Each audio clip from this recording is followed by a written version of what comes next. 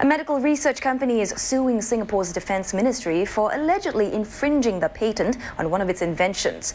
Now, the product in question is this mobile battalion casualty station, which is being compared to this mobile clinic, licensed for use by the Singapore Civil Defence Force. The company says MINDEF contacted it in 2008 to discuss the possibility of adapting the vehicle for the Army's use, but talks halted with no licenses purchased. The company says it was surprised when a seemingly similar product was publicized in the lead-up to last year's National Day Parade.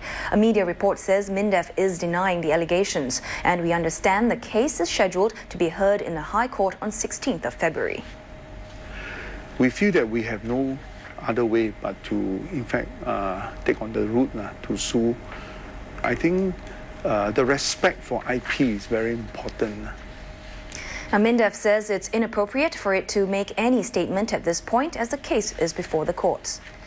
Now, a new mobile